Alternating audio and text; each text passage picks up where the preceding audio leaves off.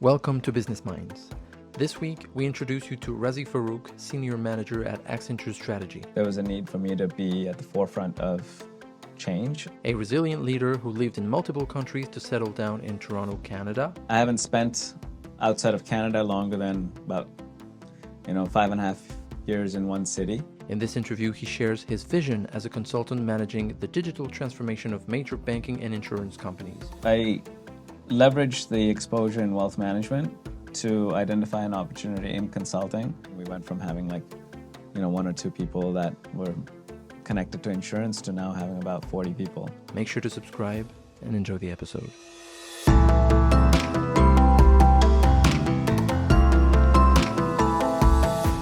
Welcome to Business Minds. Today we're delighted to receive Razy Farook, Senior Manager at Accenture Strategy. Razy, thank you very much for being with us today.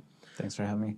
So my very first question is very simple. Can you please define your role in just a few words so our audience can understand a little bit better what you do? Sure. So I'm part of the Accenture Strategy team. As you can imagine, Accenture is a massive organization with around 700,000 to 800,000 people globally that span across multiple divisions, one of which is Accenture Strategy that focus primarily on the C-suite agenda. And so specifically, some of the things that I work on would be anything related to growth strategies, supporting organizations with opportunities to increase their growth, whether it's through new products, through new channels, new markets, etc. But also on the operations side and cost side. So looking at how do you optimize the operation, how do you optimize the operating model to be able to drive greater efficiency within the organization. Specifically, the industry in which I work in is insurance. So most of my clients are all the life insurance companies, group benefits companies, as well as property and casualty companies as well in Canada. But my main area of focus is primarily on the life and health side, which is basically life insurance and group benefits. Okay, excellent. Thank you. We will dig into that a bit more later. Sure. So first of all, we like to dig into the background of our guests. So my first question is, again, very simple. Where did you grow up? Yeah. And what kind of job were you dreaming to do as a kid? Yeah. Where I grew up is a little bit of a long question, just given the fact that I moved around quite a bit over the course of my life. So I was born in Sri Lanka, but I left when I was about 4 or 5 years old, and primarily kept moving around because of my father's work. My father used to work for UNICEF. And so we went to Sierra Leone, to Vietnam, Australia, then China, and that's where I graduated high school from Beijing, and then went to the U.S. for university. So I haven't spent outside of Canada longer than about 5.5 years in one city and country. U.S. was actually a little bit longer, but it was about 9 years across multiple cities. Canada's now been about 14 years in 2 cities, but it's been quite the journey. There wasn't any one place that I would say I grew up in, because it's just been multiple places. In terms of what I wanted to grow up to be, I think very early on, thinking about the fact that my dad was in the UN, my sister also went down that path, and she was in the UN for a little bit as well. Okay. I sort of took more of a business orientation as opposed to the nonprofit orientation. And so I kind of always knew that I wanted to get into some sort of field where there was a finance and management type of component to it. And so that's what I studied in undergrad. And then when I graduated from university, I went into wealth management as a financial advisor. But then, of course, there was an element that I was always interested in, which is like working with teams. And so very early on, I think I started to think about consulting as something that I wanted to get into, which is, given the nature of the work that we do, the way we would do it, was something that was always intriguing for me. Okay, what was your vision of consulting when you were younger? Because this is something that most people maybe don't really understand. So what was your vision about it when you were younger? It's rare to have someone thinking about it so early. Yeah, so I think it was shaped by a couple of things. One is I sort of just knew about the consulting companies in general when I think even in high school. For whatever reason, I have actually no idea why I knew this. But coming out of high school in Beijing, we had this internship for about a week or two that we can choose, and I remember the sign-up sheet, and I saw PwC as one company that was looking for an intern, or was partnering with our high school for internship. So I signed up and got assigned PwC, and so my view of consulting was shaped very early on, given the fact that it was right out of high school. I did 1 to 2 week long internship at a consulting firm in Beijing at PwC, and so it was a quick validation, or correction of whatever image I had at that time. But of course, because of my exposure, it was very early on. I knew that it was a highly team-oriented environment, solving interesting problems for clients, working with clients shoulder to shoulder, having a lot of variety going from project to project. So those are things that kind of stood out, that I found interesting, and it aligned to how I like to work, which is with teams, with people, where we get an opportunity to collaborate and kind of solve problems. Excellent. Again, it's rare to understand all of this so early. So you mentioned your father. Who were your inspiration figures growing up? Did you have any role models? It could be whether people you know or celebrities. Yeah, for sure. I mean, I think my big role model for me was one of my father's colleagues' sons. He was about 3-4 years older than I was. And I looked up to him in many ways, when I was in Beijing. I looked to him to sort of provide a lot of guidance, and kind of almost followed in his footsteps. Like he played varsity tennis, I played varsity tennis, he played varsity volleyball, I played varsity volleyball. He did IB math, and he did the IB program, I did the IB program. Like it's almost, he was kind of like an older brother and a role model, so he shaped sort of my path, especially when I was in school. And I think that's probably how I ended up, learning a little bit about PwC and all these other companies, but probably through him. Excellent. And so you mentioned the start of your career was through your studies in the U.S. in finances. So how did your career start? What was your first job, so to speak? Yeah, so my first real job was, again, there's a connection to my first full-time job coming out of university. My first, another internship between my first and second year of university was at a stock brokerage in New York. But in that internship, I met one of the brokers that subsequently I would stay in touch with. And a couple of years later, between my third and fourth year of university, I had reached out to him for an internship, and he was now at Wachovia Securities, and he was kind of managing his own book of business. Okay. And so I reached out to him, and he had me join for the summer, and then at the end of the summer made me an full-time offer to join when I graduated.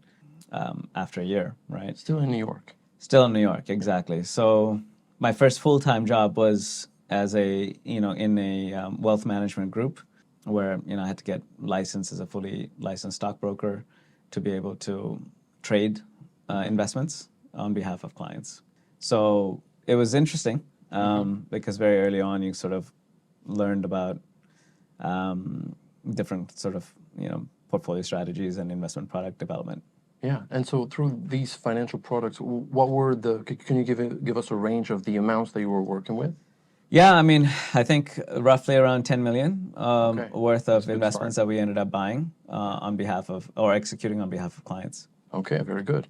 So thank you for this. Can you now walk us through the main steps of your career that followed from that standpoint to where you are today? Yeah, for sure. So I was in wealth management for about a year. And one of the things that was happening was that, there were some transitions that were taking place with the managing directors in the firm. But at the same time, what I was quickly starting to realize is that I actually like to work in person with my clients. And most of our clients in wealth management were actually international clients. Okay. And a lot of the interactions would be over the phone. And so part of it was I was starting to realize, like, I like that engagement with people, and I was thinking, because of my initial view of consulting, and my interest in consulting and working with people, like shoulder to shoulder, I started to think about, okay, maybe now it's the time to kind of go into consulting after this, stint in wealth management, and which was very interesting. So I leveraged the exposure in wealth management to identify an opportunity in consulting. At that time, a company called Bearing Point, which subsequently went bankrupt a few years later. Oh. But I think they retained the name, and the name still exists, and they're kind of building their consulting practice back up again. Okay. But I leveraged my experience in wealth management to join the wealth and investment management practice in Bearing Point in New York. Okay. So essentially, I joined as a senior analyst, and I was able to leverage the first-hand experience that I had being in wealth management, being a licensed broker, to be able to apply that in consulting at Bearing Point. And then, we did a variety of projects. So I was there for about 3-4 years and got the experience of what consulting was, and I enjoyed it. Now, at that, as I'd mentioned, preluded, when the company went bankrupt, I lost my work visa in the U.S. I had to leave the U.S. as a result, Okay. which was unfortunate. But this was kind of the height of the financial crisis, and so getting sponsored for a work visa was not the most conducive times. The financial crisis was not the most conducive times to get sponsored for a work visa. So I ended up coming to Canada and for my MBA. I went to Ivy for my MBA in Canada, and I've been in Canada ever since. Now, graduation from Ivy, I knew that I wanted to be in consulting. One of the things I was deciding between is internal consulting at kind of a financial services institution, or external consulting, which is the likes of Accenture or Deloitte, or MBB, like McKinsey, Bain, BCG, etc. Mm-hmm. I made the decision to go internal because I was new to Canada, new to Toronto. Yeah. I didn't want to sort of travel as much, potentially, given that sometimes that's expected as part of consulting gigs, because I wanted to kind of really build my home base in Canada. Given the fact that I had financial services experience, I got an offer from RBC's internal consulting group. And so I was at RBC for about 5 years, quickly progressed, from senior manager to director, then senior director, before deciding to explore opportunities externally. Mm-hmm. And one of the things I was thinking about, and I was driving, my mindset after 5 years at RBC was like, the world was starting to evolve so quickly that I felt like there was a need for me to be at the forefront of change and how things are evolving. And as a result, I thought, okay, basically as a consultant, you're expected to be at the forefront of change. You're expected to know what's happening and project what the future what the future is going to be, and how that's going to translate and impact day to day, right? Lives of people, but also of obviously organizations that we support. So I thought maybe going back into external consulting at that time was the right time. But I had an interesting opportunity that showed up in front of me, which was also to join a digital design agency. Okay. That was looking to start up in their business strategy practice. Uh-huh. So what was happening was that at that time, as part of digital transformation, a lot of consulting firms were buying up agencies, and a lot of agencies were building up their consulting practices or strategy practices, basically to kind of solve for the digital transformation agenda of companies, using customer experience at the sort of the heart as some of the transformation that's taking place. So that's why the agencies were playing a role, and that's why consulting firms were buying up agencies. So Accenture, for example, bought up a big agency back in the day called Fjord, and had made multiple other acquisitions. And then I joined a digital agency in Toronto, and with the expectation to build up the strategy practice. Now, of course, it's very difficult to start to try to get your clients to buy strategy type work when the agency work is very kind of limited in terms of what they were looking for. So the investment horizon for something like that is a bit longer than they probably had had a tolerance for. So that stint was short, and then I actually ended up calling Accenture back because I had an offer from Accenture as well at that time. Said, look, I'd love to still be a part of your organization. They were happy to. They still had the offer open for me, even though it was a year later. So that's how I ended up here, and I've been here 6 years. Excellent. And so, can you tell us the story of how you were appointed to your current position in Accenture? Because from each companies you've been in, it seems like you've been climbing the ladder Yeah. pretty well. So, can you tell us the story of the last one? Uh, when I had the first offer from Accenture, it was as a senior manager. And so I was going to be coming in at the senior manager level. And then when I went to the design agency and then decided to come back to Accenture, I was given a choice. I was given a choice of either coming in as a manager or as a senior manager. The next level being managing director, partner, right?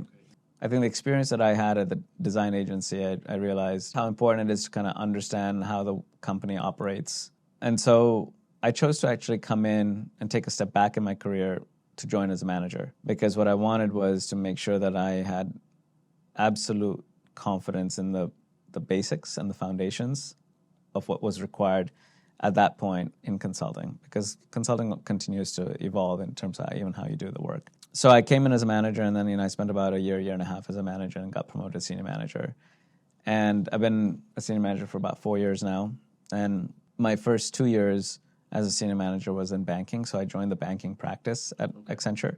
So of the 6 years, 4 years I've been in banking, 2 years in now insurance. I was looking at kind of where there were opportunities to sort of build something new, build a practice, and that's where insurance was starting to emerge as a complete white space opportunity within our practice in Canada. And that resulted in me transitioning from the banking practice into the insurance practice to basically build a practice with a managing director to sort of go after the market opportunity that was there.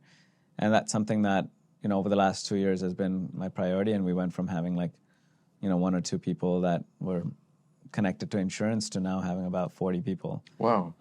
That are connected to our insurance practice. Impressive. And so you've touched a lot about the banking industry, so to Yep. speak, and now more insurance. I don't know That's right. how close they can be. How would you say every industry you've touched compare, and how did you manage to develop an expertise in each one of them? I would say that the banking industry is about 10 years ahead of the insurance industry in terms really? of kind of the digital transformation agenda that you've been seeing. I think the banking industry has been a lot more advanced in terms of creating more digital experiences for customers, putting customer experience at the heart of it. The channels have been a lot more been more advanced. The back end technology platforms are have been sort of matured, let's just say, at a faster rate than in insurance. Insurance has typically been just more slow to adopt change, just given the nature of the business. Do you think that's the only reason? I mean, there are a variety of reasons, right? But I think one is the nature of the business, right? So historically, if you think about life insurance, you buy a life insurance policy. Once that policy is purchased, and your expected lifespan is, say, 70, 80 years or 90 years, right? You don't really call the insurance company that much, right? Yeah. Versus banking is a day-to-day product where the interactions are a lot more meaningful, let's just say, or there are opportunities to create meaningful experiences are greater in banking than they are in insurance. The burning platform to create a differentiated customer experience is not as prevalent in insurance as it is in banking, because in banking you interact with your banking products almost every day, credit card, debit card, logging online to check your bank balances, et cetera, right? So as a result, the kind of the burning platform for insurance companies to drive change and create more digital experiences, create kind of update their outdated technology platforms on the back end to be able to enable customer-oriented experiences wasn't necessarily there. That being said, though, they're increasingly seeing that that's expected.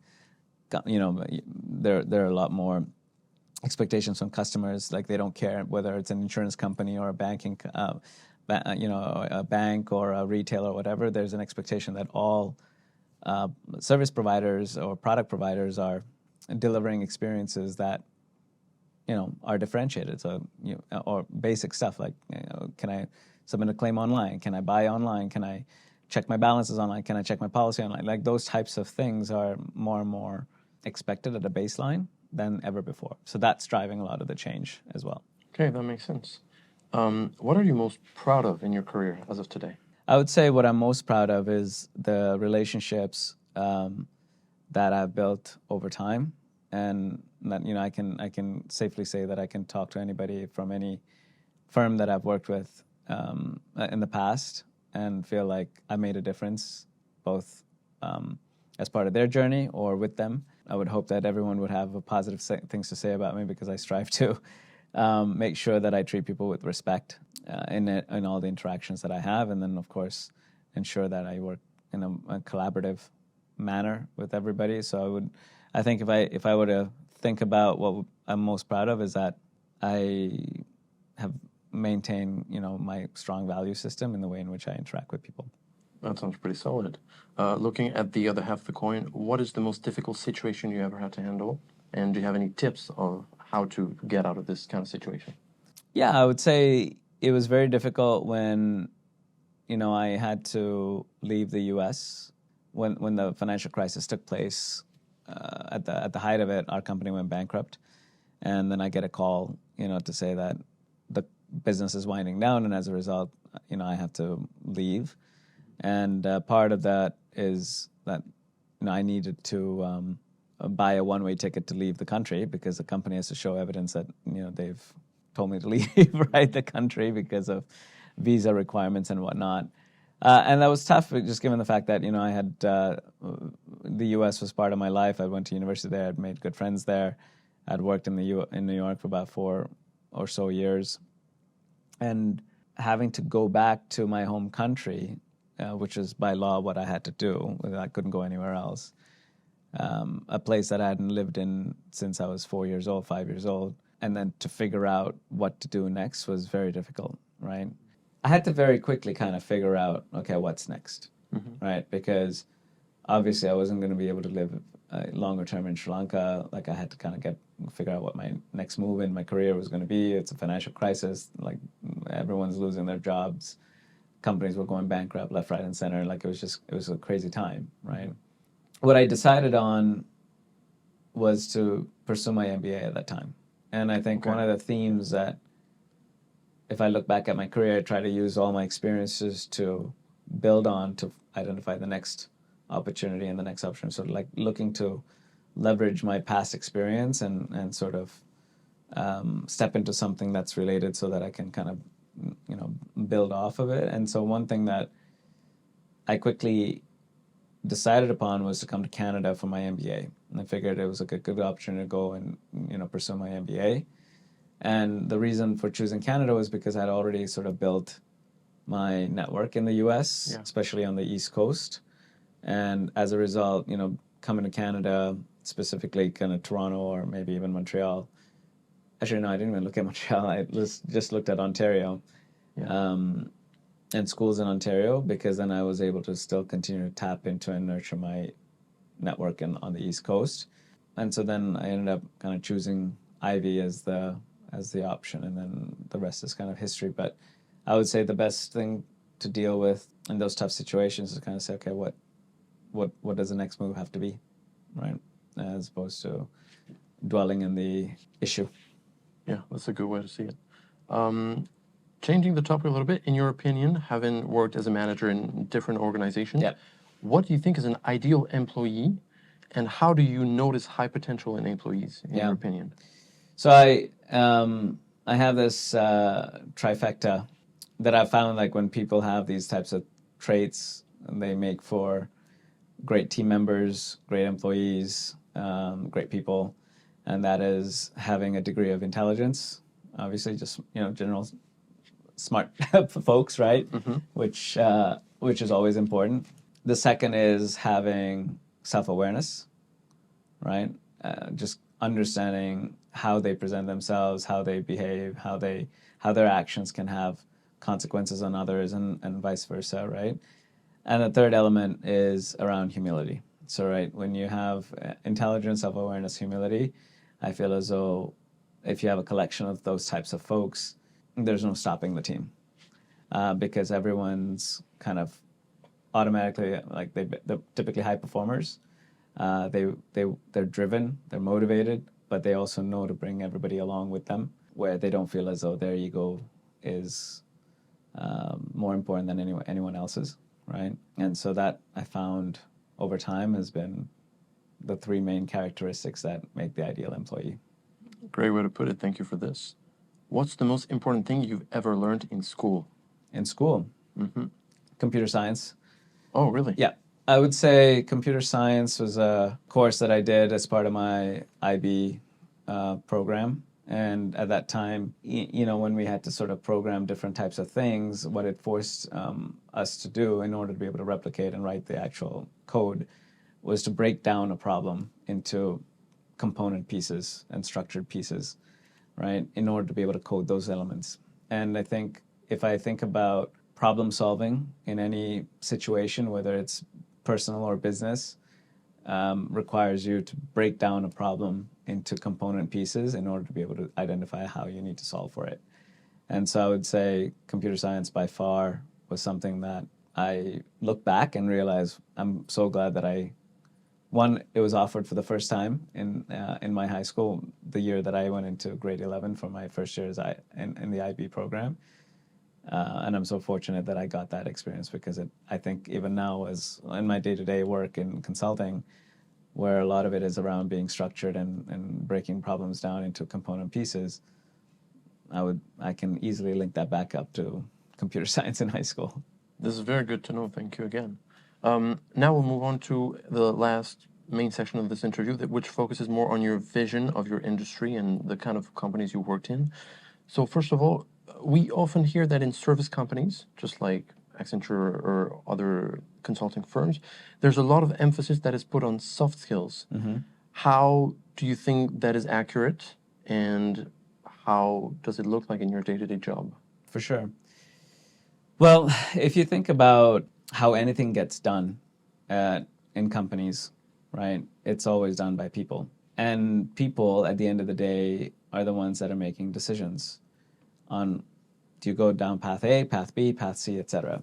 And so that's where soft skills come into play, because whether you're a consultant or whether you're an employee at a company, everyone's got someone that they report to, right? Everyone's got a boss at the end of the day. Yeah. It doesn't matter who you are. You could be the CEO and you still have a boss, the shareholders, the board, etc., right?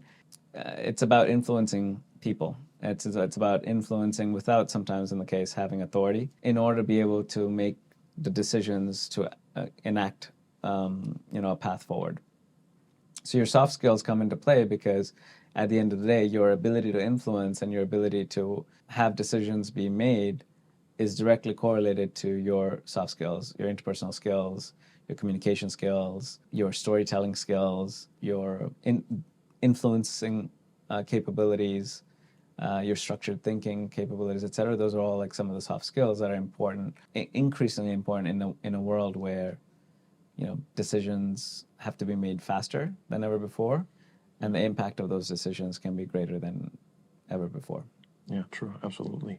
And another one key component of the work of a consultant is project management. Mm-hmm. Do you have any golden rules, any like pillars that you have learned to use throughout your career?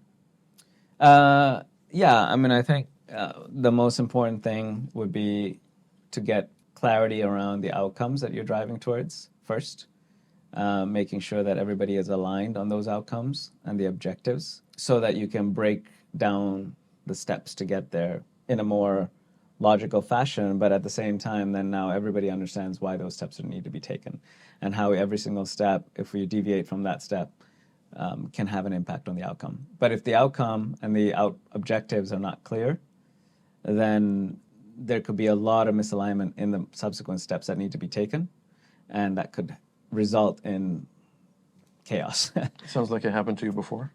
Have you ever experienced it? I mean, fortunately, I would say because of those principles, I try to get alignment as much as possible up front. And I'm hyper-vigilant, essentially, when I feel as though there's a lack of alignment. Because clarity of objectives is important, clarity of outcomes is important. If that's not clear, then it makes project management a living hell. Excellent. And also now taking a little step back from the outside of the consulting world, Yeah. we hear a lot of sometimes criticism, sometimes misunderstanding of what consultants do and consulting firms do.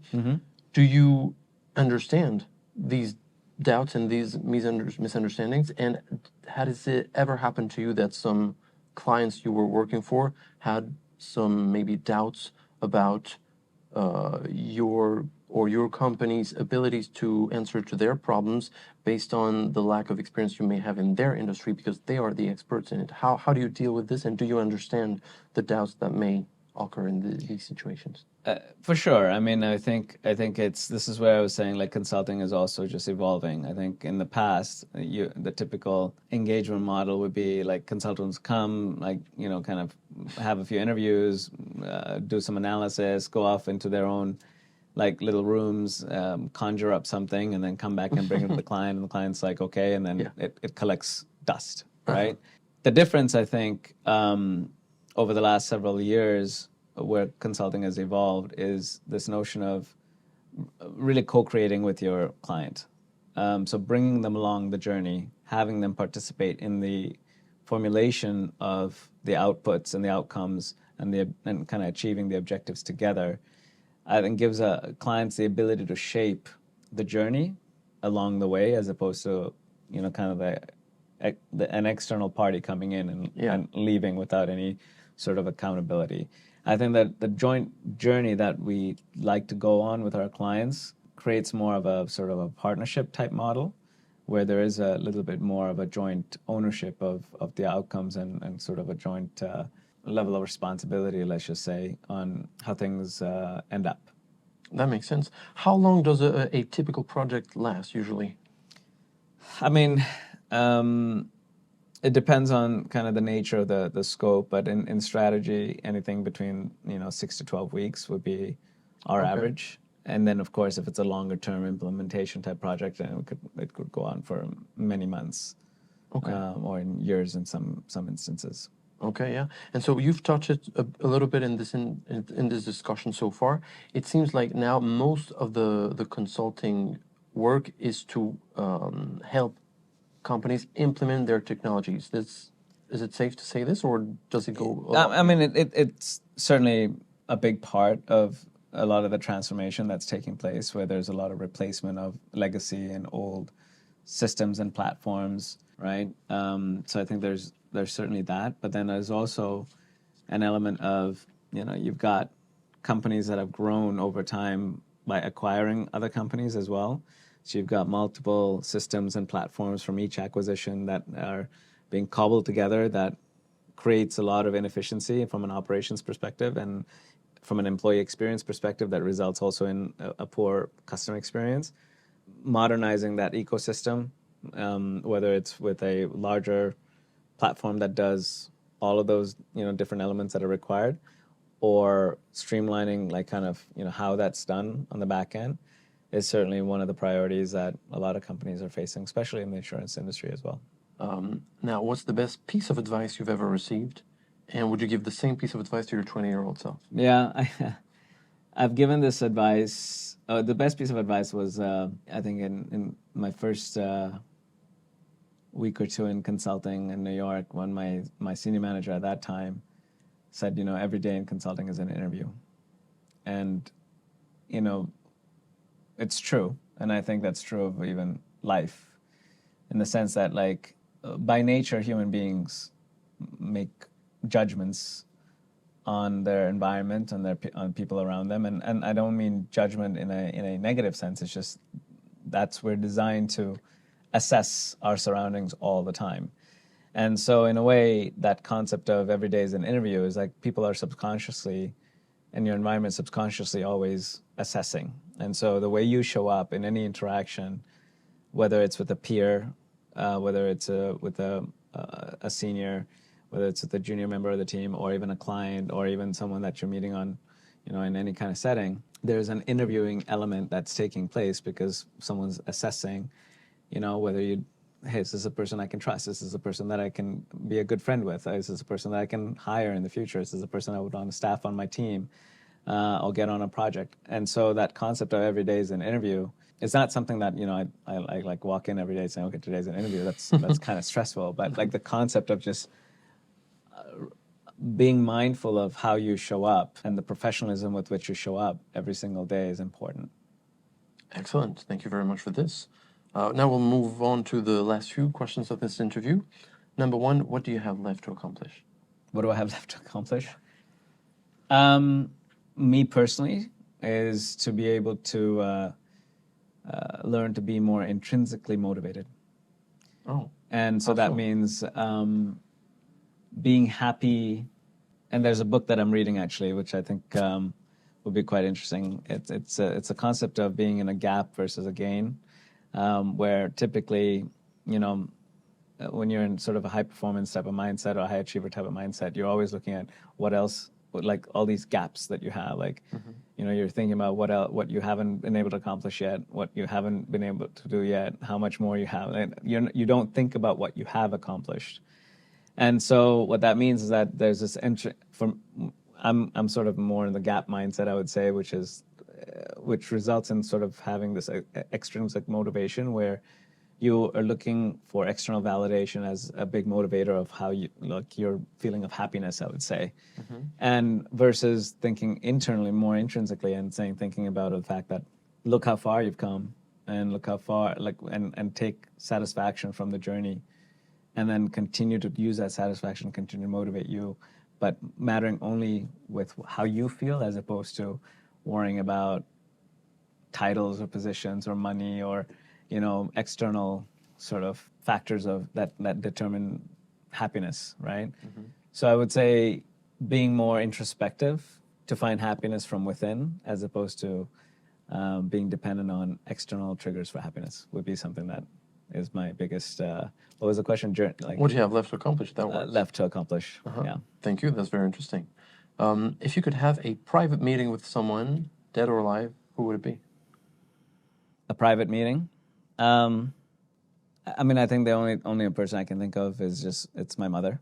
She passed away about 7 years ago. So, I think that would be a a good opportunity to have another meeting. That's the only meeting I could wish having right now. That's a very good one. And final question of this interview: what can we wish you for the future? What can we wish you for the future? Oh, for me, just continue to make an impact in people's lives. Beautiful. Excellent way to end this interview. Razy, thank you so very much for being with us today. Thank you for having me. This was Razy Farook on Business Minds. Thanks very much. Thank you very much.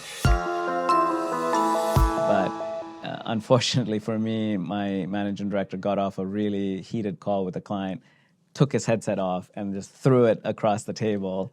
And it went straight for the hot chocolate. And the very thing that I did not want to have happened, and like the hot chocolate was spilled all over the table. And this was in New York in the middle of the summer. And all I can remember the client, like my MD, who was really annoyed at the time, 2 hours later when he cooled down, he came to me and said, "Who the hell drinks hot chocolate in the middle of the summer?" That was his only question. To this day, that memory and still stands.